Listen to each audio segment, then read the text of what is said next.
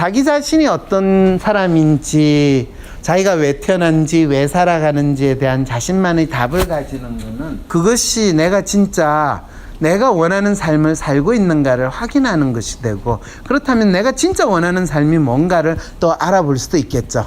그와 동시에 지금까지 내가 막연히 불편하게 느꼈던 사람은 내가 이해하지 못하거나 잘 받아들이지 못하고 있는 그런 특성을 가졌기 때문이지, 그 인간이 나쁜 놈이다 라고 생각할 이유가 조금 더 없다는 사실을 알게 되고, 대부분 많은 사람들이 타인에 대해서 가지는 기대라는 것은 내한테는 너무나 당연하고 상식적이고 당연히 그럴 거라고 나에게, 나의 성향에 맞는 기대를 타인에게 하기 때문에 어떻게 보면 그 기대가 어긋나게서 오는 감정적인 동요라든지 또는 나가 혼란스러워지는 그런 경험을 하게 되는 거죠.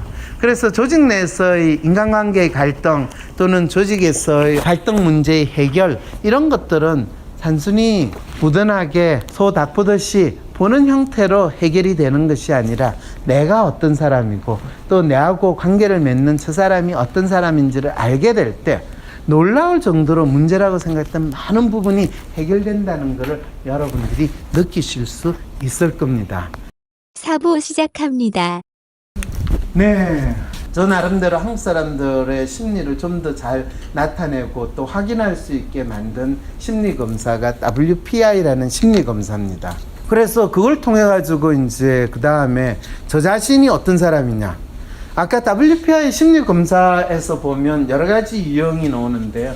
여기에는 리얼리스트라는 게 있고요, 로맨티스트가 있고요, 그 다음에 휴머니스트가 있고요, 그 다음에 아이디얼리스트가 있고요, 그 다음에 에이전트라는 성향의 각각의 5가지 유형에 대해서 이야기를 합니다. 그러면 이미 여러분들이 사실 각 성향의 사람이 어떤 특성을 가지고 그게 무엇을 의미하는가를 파악을 하셨을 텐데, 임 선생님은 어떤 성향이나 어떤 단어인가 자기한테 딱 꽂히십니까? 딱히 매칭이 안 되시죠? 그리고 그거를 언급하는 게 조금 부담스러우시죠? 네, 그런 분들을 되게 리얼리스트라고 그러십니다. 네. 그래서 리얼리스트는 기본적으로 뭐라는 타인의 인정을 통해 존재감을 획득한다라고 하는데, 타인이 다른 사람이 나를 어떻게 보는가에 대해서 신경을 많이 쓴다는 거죠. 그렇기 때문에 누군가가 자기를 항상 보고 있지 않을까라는 긴장을 하고 항상 그 부분에서 내가 좋은 인상을 줘야지라는 마음이 있으니까 다른 사람의 시선이나 평판에 신경을 많이 쓰죠. 그렇기 때문에 이런 분들은 항상 좋은 사람, 착한 사람으로 이 사시려고 노력도 하고 또 그런 모습이 중요한 분이시기도 해요. 그래서 이분들은 잘할 때 중요한 게 너 착하게 행동해야 돼, 착한 사람이 돼야 돼. 그래서 착하게 행동하기 위해서 선생님 말도 잘 듣고 무엇보다 부모님 말도 잘 듣고, 그리고 본인이 성질이 나더라도 성질을 표현하지 않고 참아야 되고 참아야 하는 이런 마음도 가지고 지내시는 거죠. 그러다 보니까 항상 본인이 자기를 보는 기준은 자기가 스스로 생각하기보다는 다른 사람이 보는 기준에 자기를 맞추다 보니까 한편으로는 또 남들이 알지 못하는 상당히 어떤 스트레스를 또 느끼게 되는 거죠.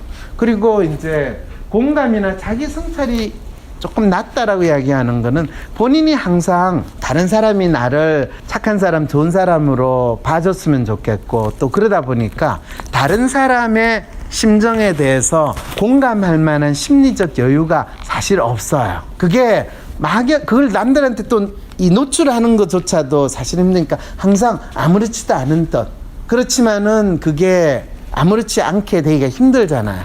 그래서 항상 안정감과 평정심을 유지하는 걸 중요하게 생각하는 그런 마음을 항상 가지고 계세요. 그러다 보니까 자기 자신을 바라본다 하면 반성문서 이런 느낌으로 받아들이기 때문에 상당히 그것도 힘들어 하세요. 그러다 보니까 항상 남들한테 좋다라고 하는 거를 보여주려다 하니까 그게 부담스럽기도 하고, 또 남들한테 좋다는 걸 쫓아가다 보니까 어느 순간에 뭐가 좋은지에 대해서 이 생각하기보다는 그때그때 상황의 영향을 너무 많이 받게 될 위험성이 높은 그런 삶을 사는 거죠. 근데 한국 사람들은 실제로 이 리얼리스트 성향으로 살아가야 된다는 압력을 어릴 때부터 참 많이 받습니다. 그래서 남들에게 요거도 먹지 말아야 되고 번듯하게 보여야 되고 괜찮은 사람으로 보여야 되고 이러니까 그게 안 되면 거의 죄책감을 심어주는 것이 기본적으로 우리 사회 문화거든.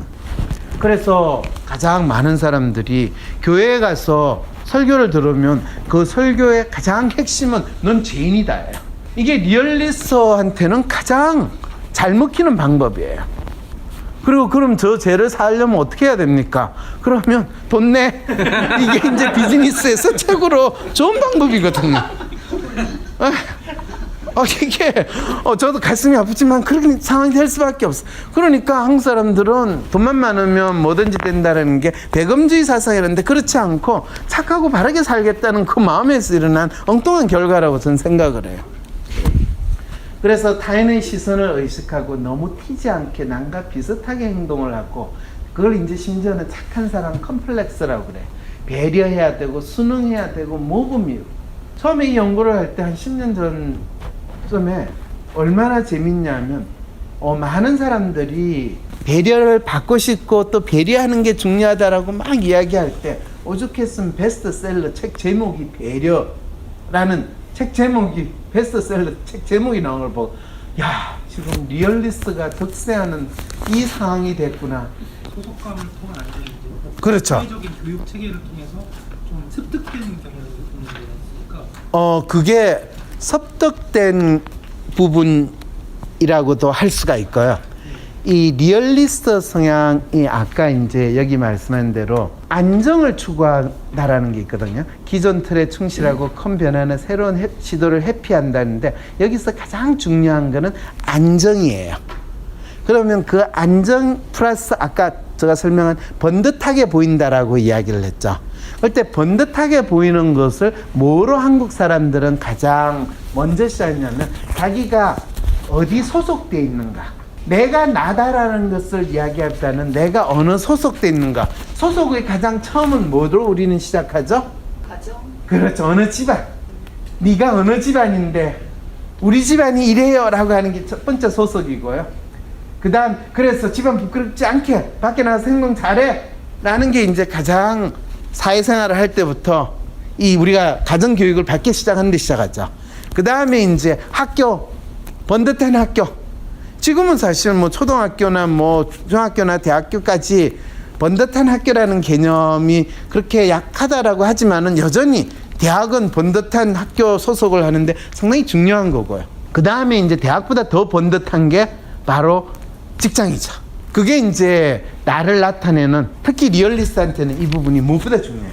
그래서 지금 리얼리스트 성향의 사람이다라고 이야기하는 게 어떤 사람이 딱 리얼리스트 성향만 있고 다른 성향이 없는 게 아닙니다. 기본적으로 리얼리스트, 로맨티스트, 휴머니스트, 아이디얼리스트, 에이전트 이 성향은 5가지는 한 사람한테 다 있을 수 있는데 그 사람의 주된 캐릭터로 나타나는 게 뭡니까? 라는 질문을 할 때 아까 여러분 프로파일 봤듯이 리얼리스트가 주된 캐릭터, 가장 높은 캐릭터로 나타날 수도 있고 로맨티스트로 나타날 수도 있고 휴머니스트로 나타날 수도 있고 아이디얼리스트로 나타날 수도 있고 에이전트로 나타나는데 지금은 어떤 사람이 리얼리스트 성향이 가장 주된 캐릭터로 나타났을 때 그 사람이 어떤 특성으로 있다는 걸 이야기를 하는 겁니다.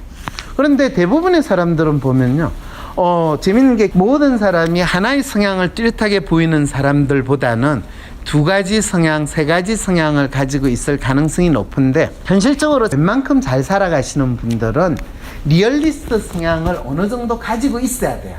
리얼리스트 성향이 없고 로맨티스트 성향만 있으면 엄청나게 신경질적이고 까칠하고 또 성질 더럽다는 소리를 들으면서 아무도 못 가는 그런 사람의 모습으로 나타날 가능성이 있어요. 그렇지 않고 아주 스윗하고 그러면서 예민하지만은 자기 나름대로 감수성을 다 참고 지내는 사람도 있지만 그런 사람은 아주 드뭅니다.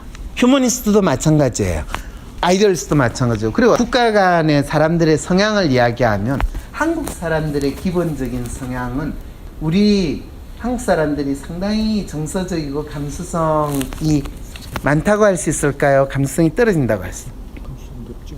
예, 감성이 높습니다. 한국 사람들이 어떤 사건이 일어났을 때 보이는 감정 표현들 보면 엄청나게 이 로맨티스트 성향이 뚜렷이 잘 드러나고요. 그 로맨티스트 성향이 사실은 뭐하고 같이 결합돼서 우리가 일상생활에서 나타났냐면 로맨티스트와 리얼리스트 성향이 같이 결합돼서 나타납니다.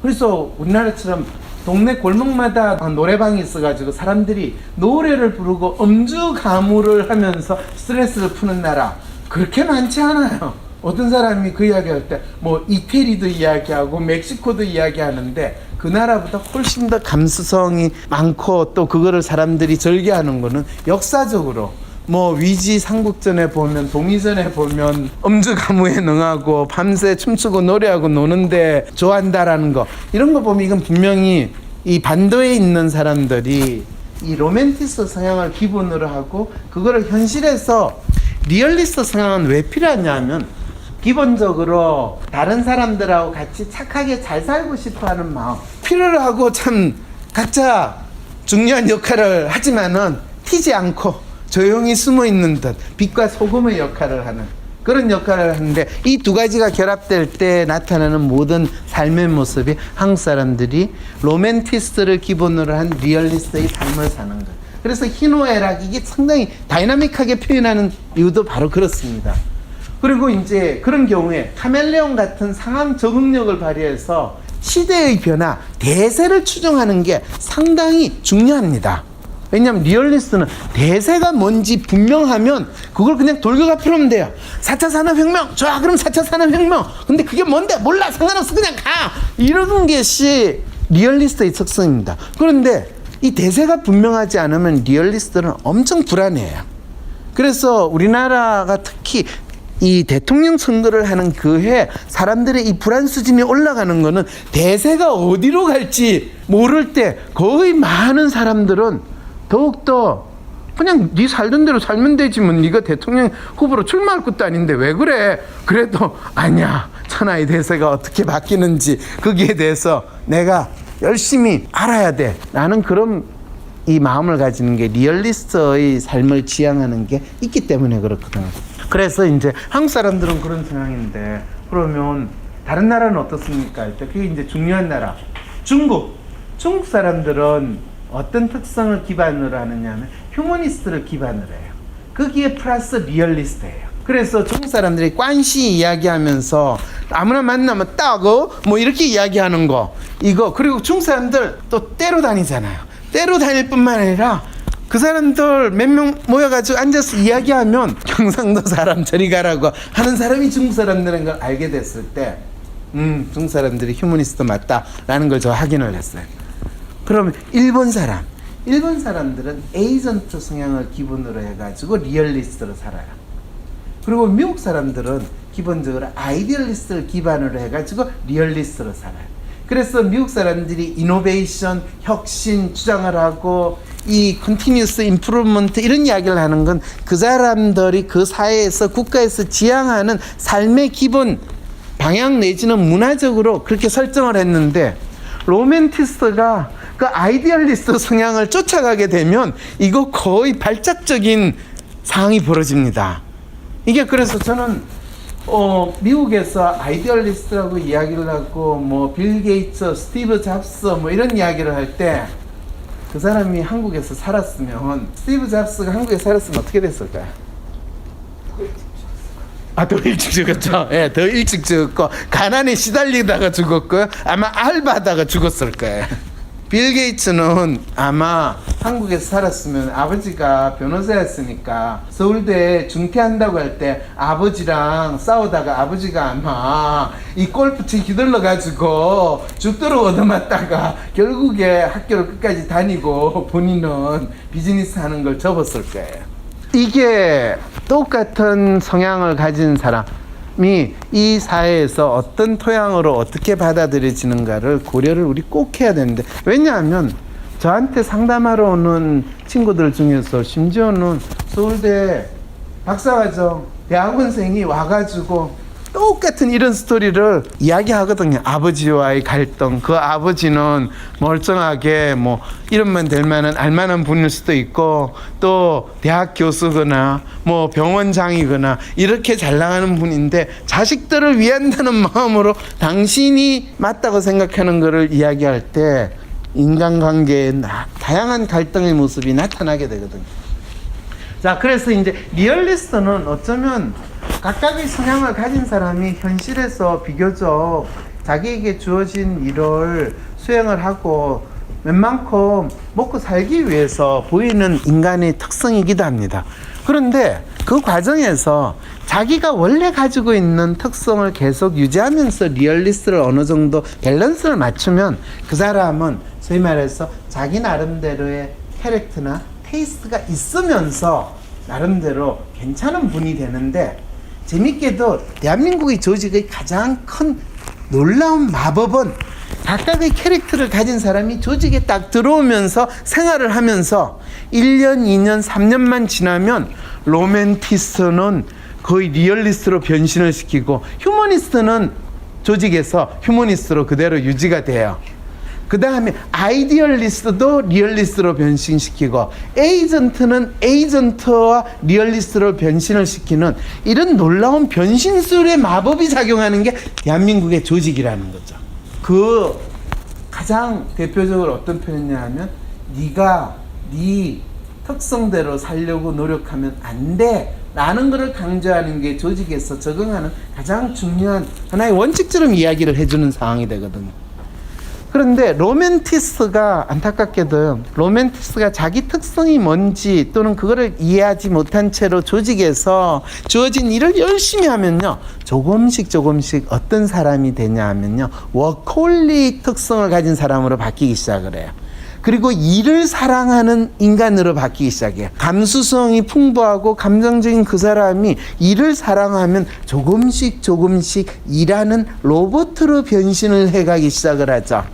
그러면 가정에서는 그 사람은 어떻게 되냐 하면 이 사랑하는 배우자로부터 사랑을 받지 못하고 유기되는 심리 상태로 돼서 어느 순간에 유기견의 모습을 인지해 보이기 시작을 하는 그 상황이 되는 거죠. 그러면 회사에서는 일하는 로봇가 되고 집에서는 유기견이 되니까 밤이면 밤마다 쓸쓸하게 골목을 헤매는 이제 상황이 되면서 진행 위험성이 높아지는 이런 라이프 스타일이 만들어지기 시작하는 거죠. 예, 이거를 제가 드라마틱하게 표현을 했는데 한국 사회에서 왜 인간과의 관계에서 감정적이고 얽히고 설킨 게 많아지고 하는가? 심지어는 어떤 분이 그러더라고요. 대한민국이 세계의 경쟁력이 있는 인더스트리가 섹스 인더스트리인데 그 섹스 인더스트리가 세계 6위 수준의 경제 규모를 자랑한대. 우리 경제 규모와 거의 비슷하대요. 믿거나 말거나. 그런데 그 행위 자체를 범죄 행위로 규정을 했는데도 그렇게 되는 나라는 대한민국이 아마 거의 유일할 거래요. 예, 저는 개개인이 자기 성적 의사결정권을 국가가 개입하는 것 자체에 대해서 기본적으로 반대를 하는 사람인데, 왜냐하면 개인이 그걸 왜 국가가 관리를 해야 되나 라는 그런 생각이 들기 때문인데, 그게 사실 이런 이야기를 하는 게 되게 웃길지 모르겠지만은 그 사람 개인의 존재 이유에 대해서 국가가 진짜 생각을 한다면 그거부터 인정을 해줘야지, 엉뚱하게 마치 누군가를 또는 소수를 또는 어떤 불쌍한 사람을 보호해준다는 핑계를 대면서 다수의 삶을 국가가 개입을 하려고 하는 것은 그거는 독재적인 행위와 별로 다르지 않다라고 믿는 그 상황에서 이야기를 하는데, 언젠가 방송에서 그 소리를 했다가 방송 출연 정지당했어요. 예. 어쨌든 로맨티스트는 우리가 알 필요가 있어요. 이 대한민국 사람의 기본적인 정서 상당히 필요하고, 여러분 조직에서 로맨티스트 분들이 많으십니다. 왜냐하면 로맨티스트 분들은 기본적으로 성실하시고요, 꼼꼼하게 일을 처리하고요, 그러면서 항상 나름대로 부모님의 기대에 어긋나지 않게, 그리고 남자나 여자나, 우리는 로맨티스트는 여성의 분들 중에서 많이 있을 거라고 그러는데 여성도 많지만은 여러분 이 좋은 조직에 들어오는 남성이라면 로맨티스트 분들이 훨씬 더 많아요. 그리고 결코 적들이 나의 본성을 알지 못하게 하라는 마음으로 지내세요. 근데 그분들이 가장 원하는 게 뭐냐면요, 타인과의 교감을 통해서 존재감을 획득하는 거예요. 다른 사람하고 우리가 같은 의미 있는 일을 하고 있고, 내 마음 네 알지? 서로 안다라고 이 공감할 때 그것이 살아가는 상당히 큰 힘이 되고 나의 존재 이유를 확인하거든요. 그래서 눈빛으로 말해요. 이게 다 로맨티스트 분들이 간절히 이야기하는 거예요. 내 마음 읽어주세요. 말 안 해도 읽어주세요. 이런 분들이거든요. 그래서 그런 분들이고, 이분들의 기본 정서는 민감하고 불안정하고 여성적이고 예술적인 감수성이 있어 상당히 멜랑콜리한 정서가 있어요. 김 선생님의 얼굴을 보면 어느 분이 이분이 예술적인 감수성이 있는 멜랑콜리함을 느끼겠어요. 내 마음을 내가 표현하지 않는 한 사람들이 내 마음을 알지 못할 뿐만 아니라 나를 보고도 내 마음을 그대로 알아줘야 되는데 그걸 알아주지 않으니까 참 진짜 그동안 너무 많이 힘드셨죠, 그죠? 예, 그걸 참고 그걸 그냥 막 참고 지내시면요, 암 생겨요. 그래서 표현을 하셔야 돼요. 그래서 김 선생님이 남들에게 이야기하지 않지만은 본인 나름대로 가지고 있는 취미가 있으세요? 영화 보기로. 영화 보기, 음악 듣는 것밖에 없었어요? 상당히 소극적이시네요. 분명히 또 이런 분들은 남들한테, 어떤 분들 같으면 장비병이라고 제가 확인을 했는데, 보면 음악 한다고 또 뭐 앰프 뭐 그거 하고 그 정도까지는 안 나가셨어요? 하죠. 예. 그러니까 자기가 즐기는 것과 관련해 가지고 컬렉션을 하거나 또 그런 거에 대해서 상당히 나름대로 거의 전문가 수준으로 빠지는 분들, 이런 분들이 이제 로맨티스트 성향의 분들 중에서 있어요. 그리고 이거를 남들이 알면 왜 그런데 뭐 돈을 많이 쓰냐, 뭐 네가 그럴 거냐 해서 그런 걸 가능하면 안 알려줘요. 그래서 한때는 어떤 분 보면 되게 많이 나타나는 게 앰프, 그 다음에 카메라, 그리고 이제 어떤 분은 뭐 운동화를 수집하는 분도 있고, 그래서 컬렉터하는 그런 특성으로 본인의 충족되지 않는 감수성을 충족하는 이런 특성들이 있는데 각 분들마다 희한하게 있어요. 그래서 그걸 공유하게 되면요, 어느 순간에 이야기가 통한다고 그러면 얘가 이렇게 말을 많이 하는 앤가 놀랄 정도로 이야기를 하는 모습을 보면서 야, 인간에 대한 새로운 경이감을 느끼는 경험도 하게 되거든요.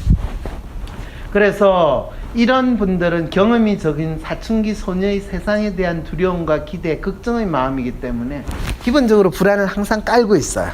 그래서 로맨티스트가 리얼리스트 성향이 강해지면 이 불안의 안정적인 직업을 찾거나 안정된 뭔가에 대한 갈급함이 상당히 많이 있고, 그거를 추구하고 그것이 자기 삶에 있어서 무엇보다 중요한 가치처럼 드러나는 일이 벌어지기 시작을 합니다. 그게 한국 사회에서 어느 순간에 뭐 안정을 추구하고 돈을 많이 벌어야 되고 행복, 이런 이야기가 나오는 거는 전부 다 로맨티스트 성향의 사람들이 과도하게 리얼리스트 모드로 살아가려는 모습을 나타내는 거다라고 이야기를 하죠.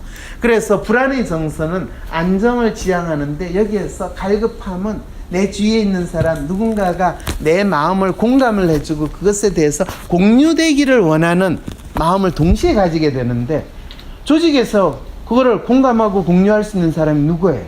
같이 일하는 동료들이거든요. 그런데 희한하게도 이 조직에서 그 공감하고 공유하는 거는, 조직에서 발달한 정서를 공유하고 공감하는 거는 어떤 활동이죠? 술 마시는 거예요. 술 먹고 죽자, 먹고 마시고 죽자. 근데 요즘에는 이제 그거조차 별로 아니면 어떻게 해요? 그러니까 이제 더 많은, 특히 52시간이 되면서 더 많은 이 사회에 유기견과 유기묘를 양산하는 건 아닌가라는 걱정이 드는데, 예. 그래서, 그리고 재밌는 건 조직에서 이런 분들은 일을 하는 데 있어 상당히 꼼꼼하고 완벽을 추구하려고 하기 때문에 항상 일하는 데 있어서 확인하고 다시 확인하는 그런 자기 확신을 가지려고 하는 성향으로 나타나고, 외적인 모습은 아름다움이나 경제적 부유함을 추구하고 남들에게 멋있게 보이는 것을 상당히 의미 있게 두는 그런 성향이 있습니다. 그래서 한국 사람들의 성향은 이런 로맨티스트 성향 플러스 리얼리스트이기 때문에 우리가 뭐를 하더라도 세계 최고 또 번듯하게 뭔가를 하는 이런 모습들이 나타나게 되는 거죠. 근데 세계 최고 번듯한 거는 중국 애들도 비슷하게 취급하는데, 중국에서 여러분들이 뭐 출장 가시면 호텔 가면 뭐 5성급 호텔인데 뭔가 거대하게 채워놨는데 보면 뭔가 좀, 예, 참 썰렁한 느낌이 들고 그렇죠. 그게 휴머니스트의 허장성세 이렇게 하면 또 휴머니스트 분들이 상당히 싫어하는데, 제가 장담하는데 여기에서 휴머니스트 분들은 상당히 없으세요. 왜냐하면 일단 휴머니스트는 이렇게 하루 종일 워크숍을 하거나 세미나를 하는 걸 견디시지 못하고 벌써 이미 뭐 다른 분주한 거로 나가시고요. 그리고 되게 여러분 있는 조직에서 휴머니스트 성향의 분들은 벌써 있다가 정치권으로 나갔거나 그와 비슷한 활동을 하시러 가시지 남아있지 않습니다. 예. 그래서 휴머니스트는 어떤 분들이냐 하면 사람들과의 관계를 통해서 존재감을 획득한다라고 이야기하니까 우리가 일반적으로 오지랖이 높고 이것저것 다 사람들 끊임없이 만나서 뭐 인사하고 또 나서는 거 좋아하고, 여러분 조직에 그런 분들이 그렇게 많지는 않지만 있으면 꼭 눈에 띈다는 거 아시겠죠? 그죠? 예. 사교적이에요.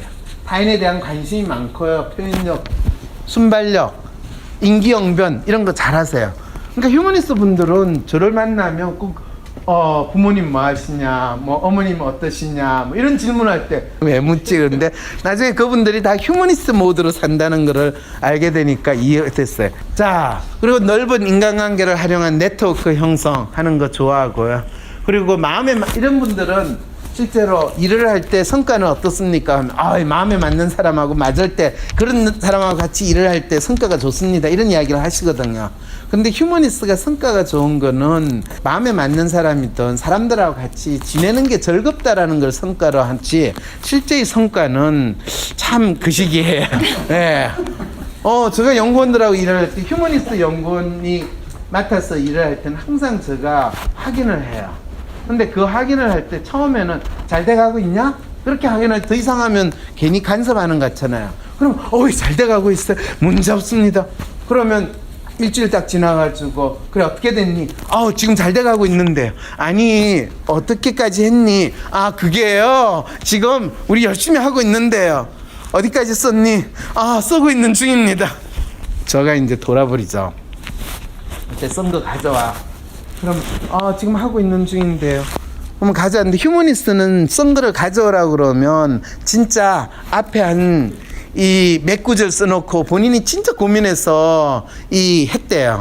그러면 저 같은 경우에는 이거를 지금 발로 썼니 손으로 썼니 뭐 이런 상황이 되는데, 처음에 제가 한국인의 심리에 대해서 잘 모르고 이 WPI에 대해서 를 통해 가지고 사람을 알지 않을 때는 그 자리에서 휴머니스트를 상당히 많이 작사를 내는데 절대로 그래봤자 소용이 없어요. 휴머니스트는 작사를 낸다고 해서 그게 바뀌지 않습니다.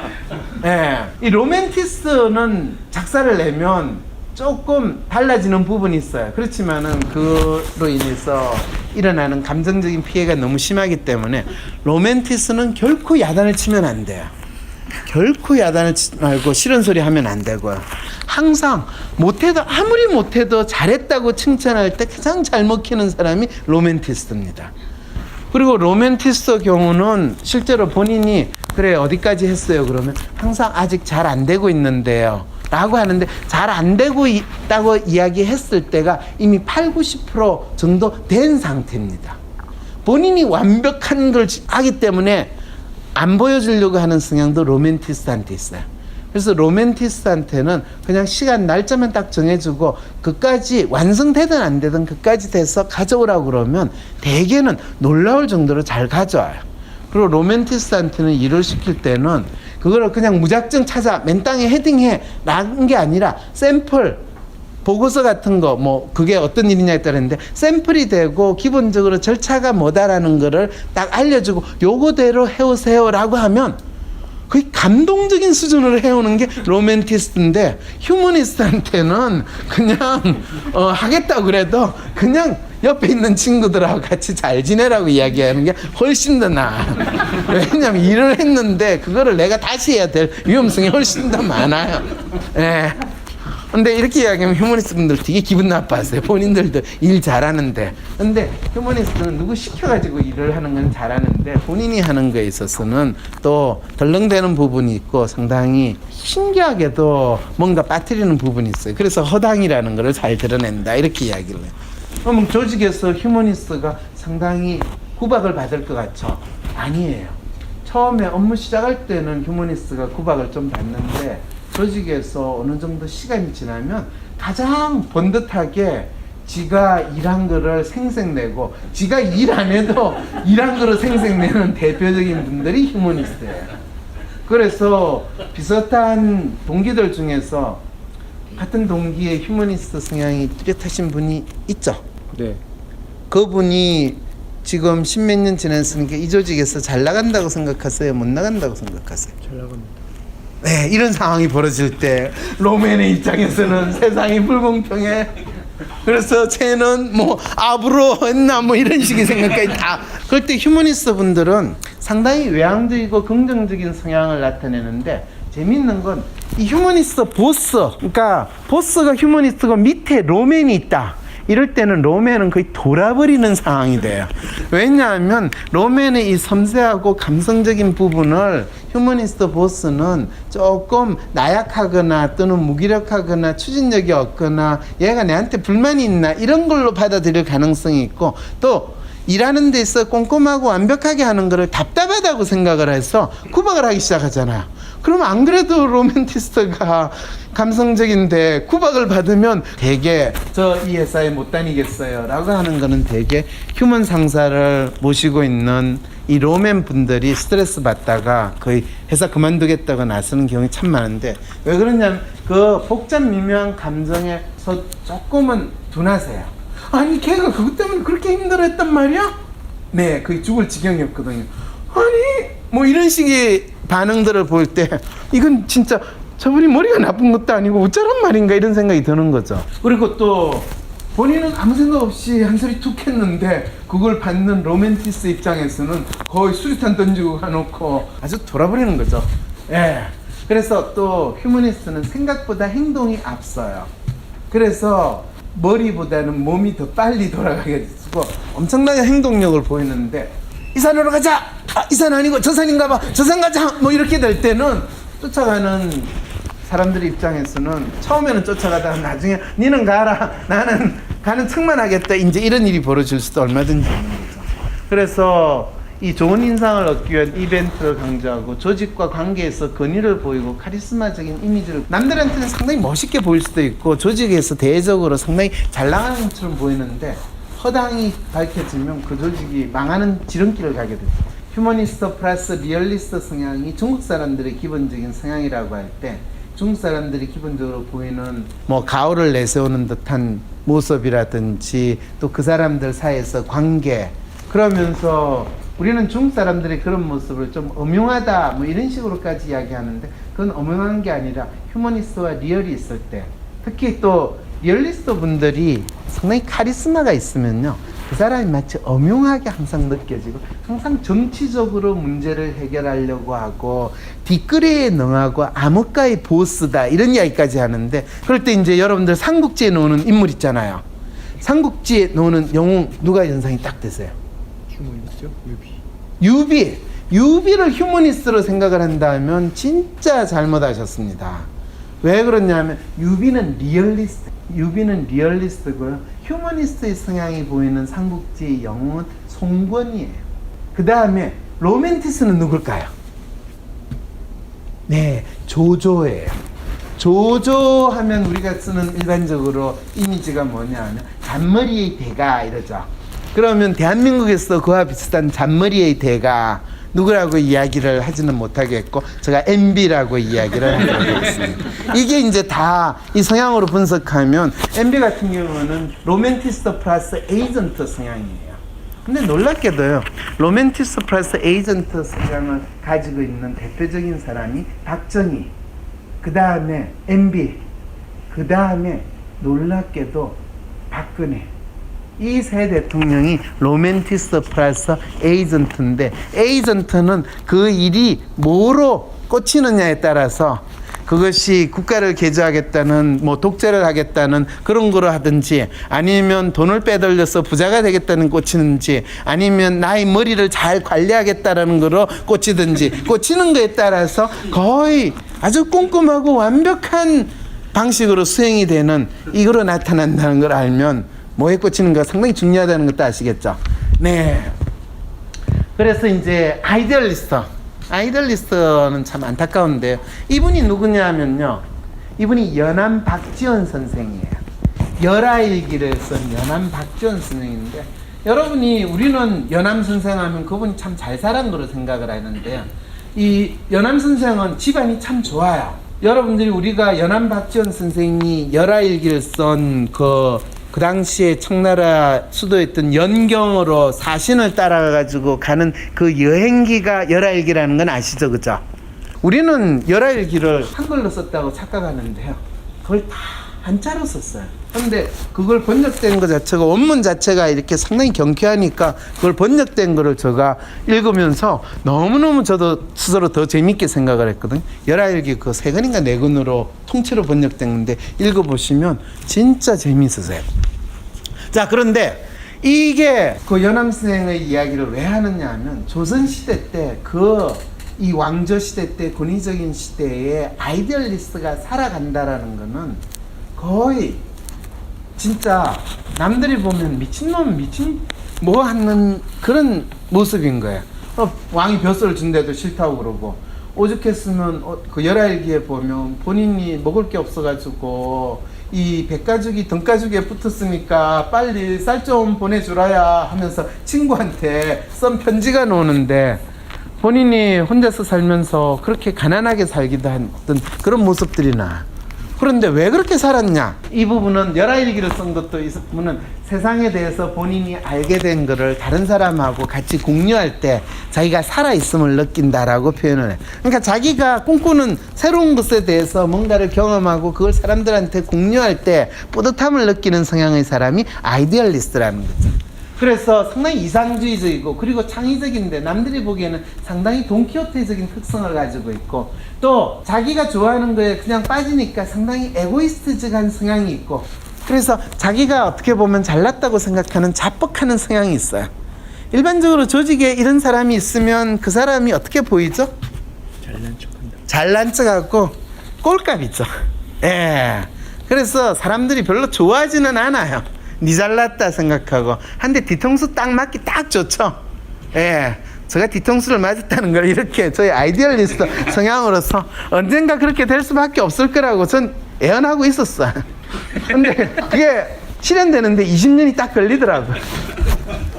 그래서 제가 오늘 여러분한테 이 WPI를 굳이 설명을 드리는 이유는 저 인생을 저한테 적용해가지고 확인했던 것도 있기 때문에 그렇습니다. 그리고 이런 사람들은 자기 전문성을 가지고 탁월성을 중시하는데 약간 자뻑 성향이 있어요. 그래서 지가 잘났다니까 주위에 있는 사람이 얼마나 불편하겠어요. 예.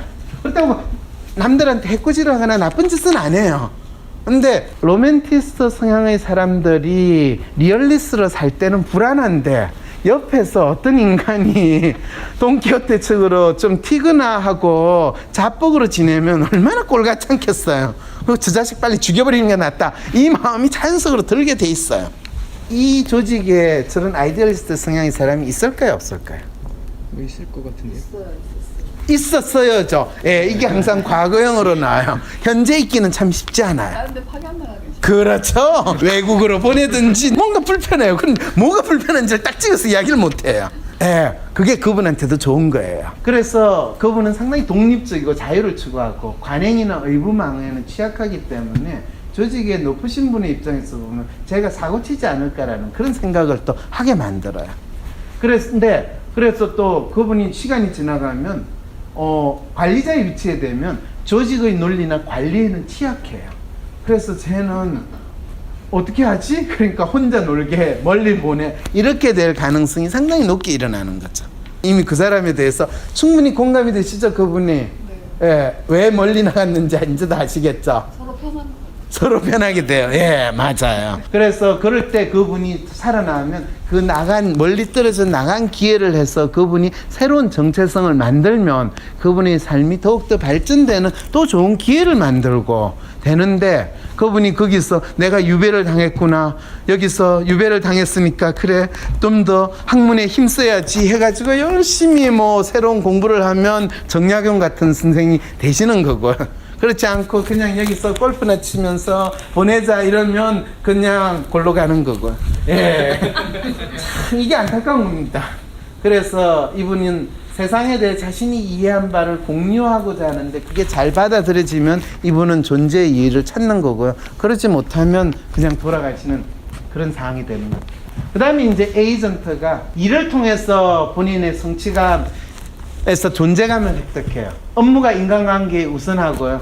결과 지향적이고 성과 있어야 돼요. 그리고 그 성과에 따른 보상이 상당히 중요합니다. 그리고 상당히 본인이 유능하다는 걸 인정받고 또 자기가 유능한 사람으로 보이려고 노력해요. 그런데 그 일을 하는 데 있어서 본인 스타일이 상당히 강해서 다른 사람이 일하는 거, 자기 일하는 걸 개입하는 거를 자기에 대한 무시나 불인정이라고 생각을 해가지고 그거에 대해서 상당히 불쾌하게 생각해요. 불쾌하더라도 표현은 잘 안 해요. 그런데 언젠가 안갚음을 희한한 방법으로 해줄 수도 있어요. 이게 그럼 저 사람이 뒤끝이 있다는 거예요. 뒤끝이 없는 것 같은데 꼭 뒤끝이 오래 가요. 예. 이게 희한하지 않아요? 심리적으로 이 사람은 사람에 대해서 별로 관계에 대해서 관심이 없고 일에 관심이 있는데 정작 자기가 하는 일에 대해서 뭔가 불만족이거나 그게 잘 안 됐을 때는 그 모든 원인을 인간관계로 돌려가지고 그거에 대해서 꼭 응징을 하려는 특성이 되면 이거 진짜 신기하다. 일은 일로 풀어야 되는데 일을 꼭 사람의 문제로 전환시키는 이런 특성이 왜 나타났을까? 이게 아직도 제가 해결을 못하는 이슈이기도 해요. 그래서 전체 업무가 본인 털과 맞을 때는 추진력을 보이나 그렇지 않을 때는 상당히 단정적이고 상당히 거부 반응을 보여요. 체계적이고 조직적인 활동을 선호하나 자신의 프레임에 충실하려고 노력하기 때문에 자기 틀하고 맞을 때는 진짜 열심히 일하고 또 잘 능력을 발휘하는데 자기 틀하고 다를 때는 갑자기 배째라 정신이 나오게 돼요. 그리고 일이든 취미든 상당히 강박적인 오타쿠 성향을 보여요. 오타쿠 성향이 뭔지 아시죠? 요즘에 애들 용어로는 덕후라고 이야기를 합니다. 그래서 여기 보면 피규어 같은 걸 이런 걸 모은 거나 그 다음에 자기가 사실 여러분 중에서 이 오타쿠 성향의 분들이 상당히 많은데요. 어떤 분 아침에 제가 딱 탔는데 아침에 출근하면서 엘리베이터에서 책을 보고 있어요. 그 책이 재밌는 소설인가 싶어서 저는 인간을 관찰하는 게 일이니까 딱 봤어요. 그랬더니 그래프가 있고 수식이 있고 도형이 있어요. 그분이 지금 물리학 책을 보고 있는지 기하학 책을 보고 있는지 모르겠지만 딱 보니까 덕후시더라고요. 그렇구나. 그분이 뭘 하는지는 모르겠지만요. 이 조직에는 덕후가 많을 것이요 라고 생각을 하고 이 덕후와의 의사소통은 상당히 어려움이 많이 있기 때문에 그래서 한 선생님이 하실 일은 덕후가 혹시 오면 너가 잘하고 있다. 너가 진짜 잘하고 있다. 너를 이해하지 못하는 이 세상이 문제가 있으니까 계속 덕질을 하도록 해라. 이렇게 이야기를 해주시면 가장 잘하시는 겁니다. 근데 왜 이쪽 동네에서는 덕후가 있어야 되냐 하면 아마 여러분들이 하는 거에서의 어떤 전문성이나 강박적이나 이 결벽증이라는 것이 필요하다고 믿기 때문에 초기에 그런 덕후가 상당히 거의 천재적인 뭔가를 발휘할 수 있을 것이라고 생각을 하고 이 동네에 올 가능성이 있어요. 그래서 얼마 지나고 나면 이게 아니라는 걸 알더라도 그 덕후는 다른 데로 갈 수가 없어요. 오라는 데가 없어서. 제가 이렇게 이야기를 하면 안 되는데 여러분 스타트랙이라는 영화 혹시 보면 거기에 보면 스포크라고 하는 친구 있죠. 그게 이 에이전트의 전형적인 모습입니다. 그래서 감성이 상당히 배제된 채로 이성과 논리로서만 세상이 돌아간다고 믿는데 여러분 조직에 많을 수밖에 없겠죠. 제가 삼성전자에 그런 인간들이 참 많다는 걸 알고 삼성전자는 죽었다 깨어나도 애플과 같은 스마트폰은 못 만들겠구나 라는 안타까움을 생각을 했는데 그럴 때 나이가 많이 들면 이런 모습이 되지 않을까라는 생각을 해보시면 됩니다. 자, 결국에 오늘 이제 여러분들한테 리얼리스트, 로맨티스트, 휴머니스트, 아이디얼리스트, 에이전트의 각각의 성향을 이야기를 쭉 해드리니까 어디에 가까우신 것 같으세요? 우리는 너무 다 한 선생님께서는 혹시 덕후 기질이 있다는 생각은 안 해보셨어요?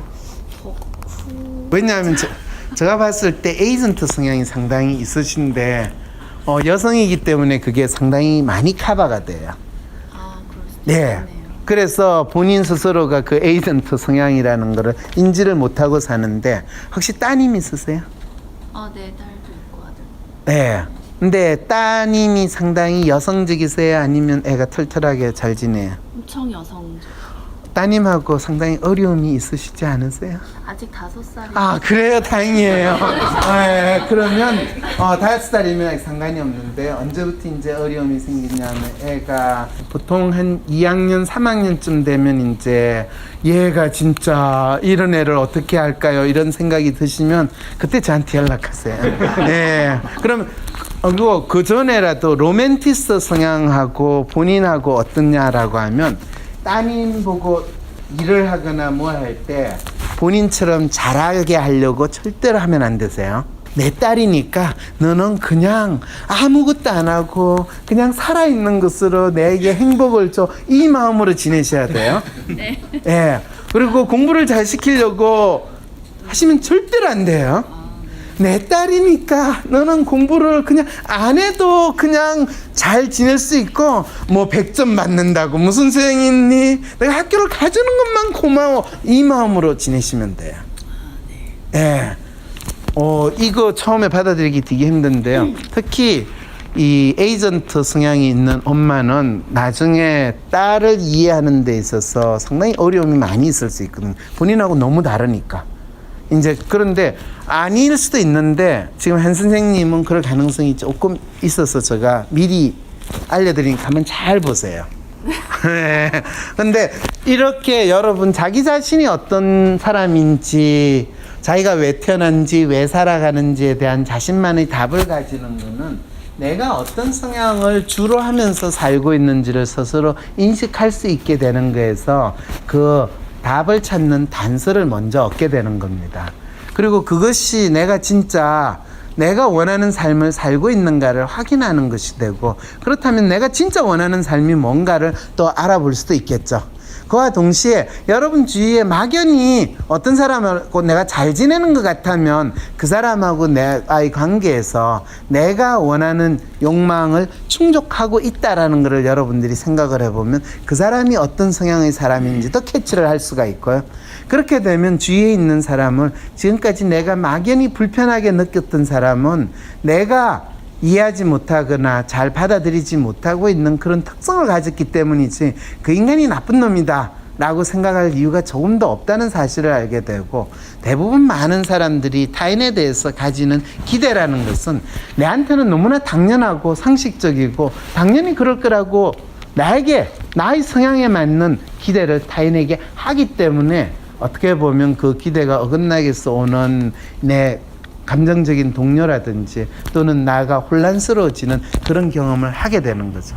그래서 조직 내에서의 인간관계의 갈등 또는 조직에서의 갈등 문제의 해결, 이런 것들은 단순히 그냥 무던하게 소 닭 보듯이 보는 형태로 해결이 되는 것이 아니라 내가 어떤 사람이고 또 내하고 관계를 맺는 저 사람이 어떤 사람인지를 알게 될 때 놀라울 정도로 문제라고 생각했던 많은 부분이 해결된다는 것을 여러분들이 느끼실 수 있을 겁니다. 그래서 혹시 그게 어떤 건지 조금이라도 더 궁금하신 분은 아마 오늘 워크숍에 참가하신 분들을 위해서 혹시 저희 책, 제가 쓴 책이라 책장사라고 생각하지 마시고요. 나란 인간이라는 제목의 책이 있습니다. 나라는 사람이 어떤 사람이냐 또는 마음 읽기, 이런 책들을 참고로 하시면 아마 여러분에게 조금 더 오늘 이 이슈와 관련된 거를 여러분 스스로 좀 더 잘 파악하는 데 도움이 되지 않을까 싶습니다. 하루 종일 진짜 이렇게 열심히 강의에 또 세미나에 워크숍에 참가하시는 분, 제가 웬만한 조직에 가봤지만 처음이거든요. 그거에는 우리 김 선생님의 이 참을성과 성실한 답변이 엄청나게 크게 도움이 됐다고 전 생각을 합니다. 여러분 큰 박수를 김 선생님께 보내주시기 바랍니다. 네, 감사합니다.